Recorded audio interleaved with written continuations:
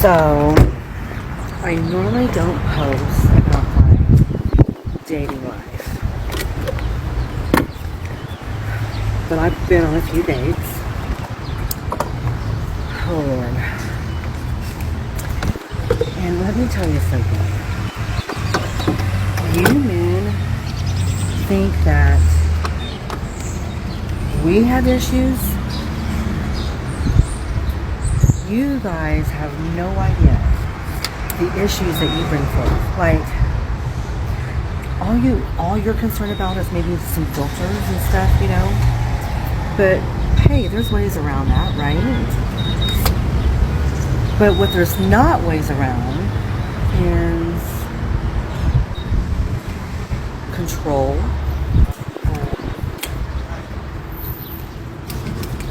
Yeah.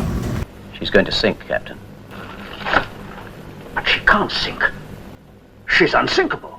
Did this multi-decades post-war queen literally just say the things men have to deal with when dating women over 50 is filters? Really? Damn, every time I come across these videos, it's just more and more evidence of women being so accustomed to dating on easy mode, they have zero clue as to all the obstacles men come across when dating, especially older women. Sweetheart, when men date a grand elder post-war queen as yourself, the issues are a tad bit more than your ad-read and downloaded filter. You empty egg cartons come with more baggage than an airplane full of economy class tourists. You have a higher probability of being more demanding than women half your age. You more than likely are looking to get a slice of a man's retirement. The chances of you having ended a marriage is above average, and your health issue meter is probably in the caution section, teetering into the red warning label. Have no delusions about it. Men wish all the issues they had to look out for could be fixed by a filter that occasionally has a pop-up ad that's trying to sell them some insurance. Damn, skip me.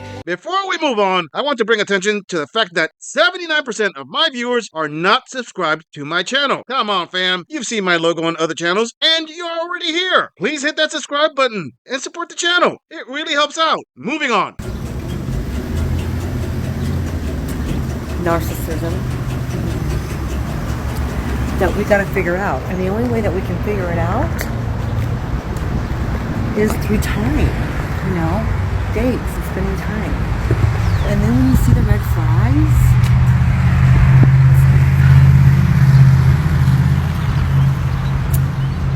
and then you don't know, well, maybe you're prejudging and it's not that, you know, because maybe it's not. Maybe you're just got some defense mechanisms up.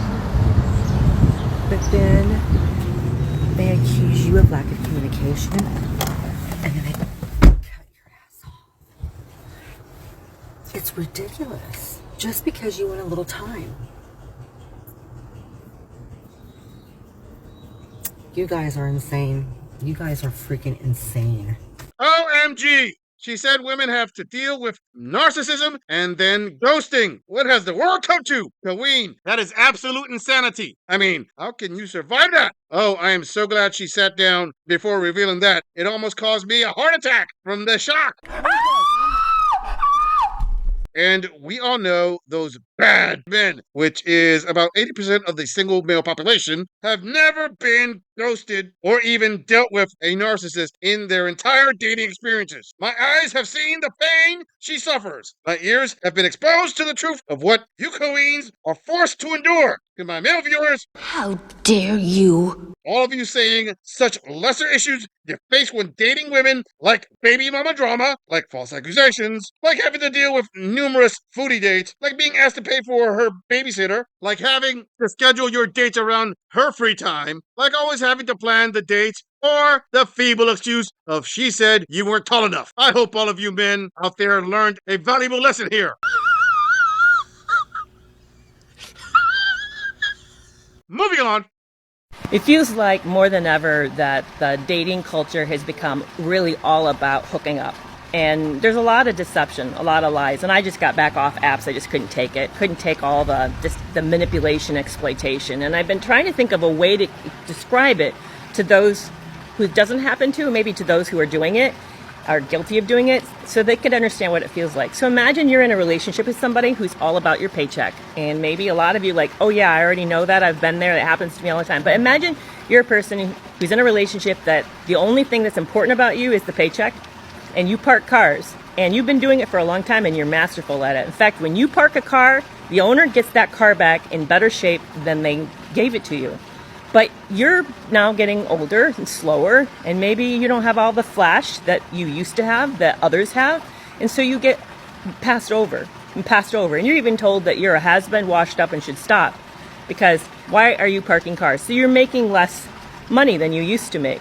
Wow, this decade's multi-post-war queen is actually trying to correlate dating for women in their 50s to someone wanting you only for your paycheck. I can only wonder if men in the current dating market could possibly relate to such a harsh comparison of being only wanted for something similar. What? What are you talking about? Oh well, we can only wonder, but for argument's sake, ladies, let's say men could somehow, some way, relate to being wanted for only the paychecks they provide. How exactly is that relatable to you aging out of the top tier market? I mean, it can be argued that men only want you for a smashing. But number one, smashing is optional, where men using their paychecks to pay for the home expenses isn't optional. And number two, you can cut the smashing off at any time and still be taken care of if you're married, while cutting off one's paycheck does not equate to being taken care of when you're a man. Sorry there, my elder post-war queen, but this example you are using doesn't really garner any sympathy for you. But keep trying. But those who use the flashier people don't realize that they're not getting the same kind of care and treatment that you would give it.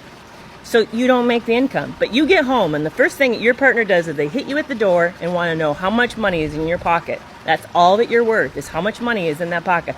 Not for how hard you work, not for who you are, not for the integrity you have and the ethics you have.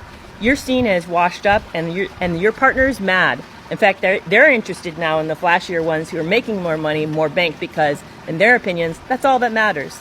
That's what it feels like to those of us who's seen through the grid of our physical looks and fails to see us as a whole person with an amazing personality, experience, knowledge, and the rest. It hurts. And maybe you're saying, well, too bad, so sad, get over it. Yeah, okay, yeah, I am getting over it. But it's sad, because I'm not a commodity. I'm not a piece of meat.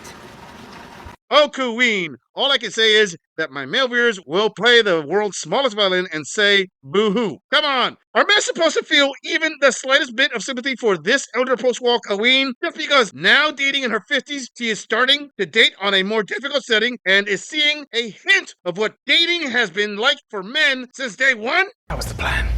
Not a great plan. Listen, sister, there is a reality here, and that is you get all the best commodities of dating up front when you were young, attractive, and you had a full carton of eggs. The dating world was basically your oyster, and more than likely, you had the pick of the litter of the men around you. But now, for whatever reason, you find yourself back on the dating market, and you are complaining you are being treated like an old beater with 80,000 miles on a used car sales lot. Well, that's life there, Colleen. I'm sure that this woman ignored a good chunk of men when she was in her prime, but now complains that it's her turn. Yeah, move along there, Granny. Snipers, we Who cares? Moving on. Hey y'all. It's been a while, been a hot minute. Dating after 50. Yeah, no filter today, I don't care. When I started doing online dating, I'm 55. So I tend to match with individuals who are 45 to say 59. Sometimes I get younger guys trying to go out with me, but if I could have given birth to you, I'm not going to date you. Sorry. I don't want to have to teach you. But I will say this. The younger guys seem to have their crap together more so than the guys my age or a little older. If you're going to communicate with someone and you're going to match with them and you're going to talk to them and even go as far as talking on the phone with them, so you start building that connection, when you ask that individual out, if you are going to back out, be a frickin' man and explain why. Whether you like or whether you think the person who you're canceling on. You know, when she said, I don't want to have to teach you, I took that as this Grand Elder Post-Law Queen acknowledging that her being with a younger guy basically puts her in the target practice category. Hey, I give her credit on that part, considering we have seen plenty of videos of older queens boasting that somehow being with a younger man who will need a generous amount of KY jelly as to avoid the dry rub is some kind of flex. But as for her complaining about the men who cancel on her but don't give an explanation, well, there, queen, let me just say, those men don't really owe you anything, explanation or otherwise. Squeeze me? Oh, no, you dick. But don't worry, this gorilla is here for you. You see, the reality is most men consider giving women who quickly run to post a video on social media, blasting their business out into the world. Well, women who do that are not just a waste of time, but also pointless, as no explanation it will suffice. And with that, there is also the risk of whatever they tell you, queens, it will be turned into a video and put on blast. Now, for as hard as it is to believe, the bulk of men out there who are actively dating, oddly enough, don't like their business put out there. Go figure. You shut your mouth when you're talking to me. And maybe you're not canceling. Maybe you're just in a position where you want to like postpone it. But if you don't communicate that and you let someone know why, we're going to come up with our own conclusions. And I have several friends who, when they hear about something like that happening, they are better than the FBI trying to find stuff. And because women are going to take care of women, or most of them will, unless you're a pick-me girl, and that's a whole nother subject. But yeah, so just be honest. Tell people why. You have nothing to lose by being honest at that point, except maybe some dignity. And if you are already in a relationship, my advice is you do everything to make that relationship work. Because trust me, you do not want to be out here. You do not want to have to go through the crap that everybody else is going through that's single. The grass is not always greener on the other side. Most of the time, it's a raging fire and as dead as a doornail. Y'all have a blessed day. Women are going to take care of women. Sister, women make sure other women end up single. As the saying goes, misery loves company. I am sorry, but some of the worst relationship advice I have heard comes from women. And men do have things to lose when they have to explain their actions to you, like time, mental health, and overall, they just don't want to give some of you queens fuel for that entitlement mentality. I just find it hilarious how these queens get deeply hurt when men give them a taste of their own medicine. Ladies, let me come at this from a different angle. Since all of you place so much stock on fifis, have you stopped to consider the fact that some of those men may actually think that explaining something to you will cause you more emotional pain, or explaining something to you will cause those men emotional pain? Impossible. And those last 20 seconds of her stating, try to make a relationship work, and the grass is not always greener. If I didn't know any better, I would venture to say those words come from a place of regret, as it kind of sounded like this gem of a several decades post-war queen may be guilty of breaking up her long-term marriage because she needed to find herself, as her all-important feels needed to get her taco back on the carousel. Either that, or she left her ex for her new soulmate, who dropped her once her alimony money dried up. Fatality. Flawless victory. I'm just saying, if you enjoy this audit, click on the video in the end screen for more content. If you would like to support the channel, please follow the link in the description to donate to our beer fund, or like, subscribe, and share this video on other social media platforms. If you agree or disagree with anything about this audit, please let us know in the comments. I'm going to leave this audit right here. I'll see all of you in the next episode.